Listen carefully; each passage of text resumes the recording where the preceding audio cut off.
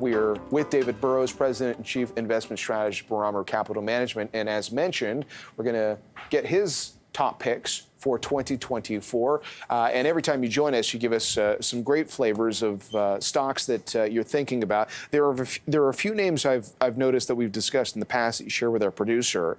But let's start with one that I haven't noticed before. This is a U.S.-based company, Eaton Corporation. Tell us why Eaton makes your list. Well, look, we're all about finding areas of the market that have a structural tailwind. And clearly, manufacturing in the U.S. does. There's reshoring taking place. There's a lot of spending on infrastructure. When you think about manufacturing that's being built today, it's really important because it's driven by smart manufacturing, by automation. And one of the most important things, if you're going to have connected devices, is the power source. So Eaton Corp is a $100 billion company. It does 60% of its business in the U.S. 70% of its revenue is in components and systems for power management. So if you're going to have smart manufacturing, connected manufacturing, you need good power infrastructure. So Eaton is growing its earnings in high teens. They've got solid profit margin. They got a really rock solid balance sheet. They've got a great supply chain. And it's a great way to invest in a diversified industrials company that plays into this whole reshoring theme. We showed our audience on television a few of the areas or the few different stock ideas that you have within the mining and metals area. We've talked in the past about tech resources, which you've been pretty generally upbeat on. I see Kinross Gold on there. I would love to get your perspective on Kinross. A lot of people are curious about the outlook for gold. Sure. So look, I'm a far thing from a gold bug, but there's a time and place for everything.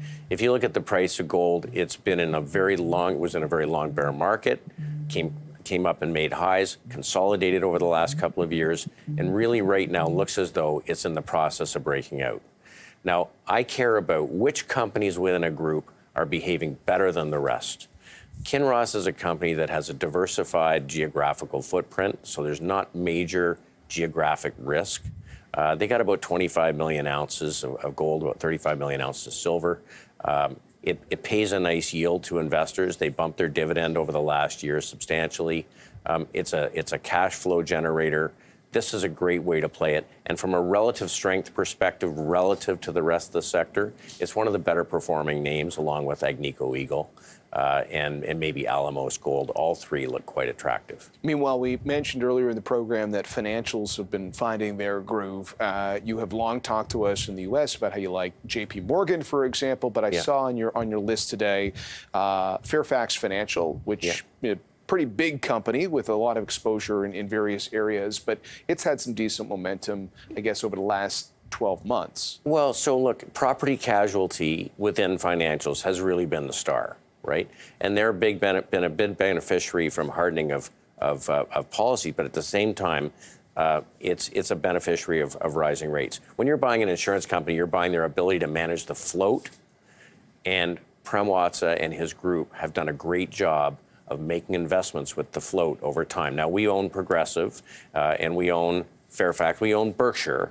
You know, all three have been strong performers. And I think, you know, yes, the banks are doing better, and so we've broadened out beyond J.P. Morgan to, you know, we bought some Commerce and some BMO.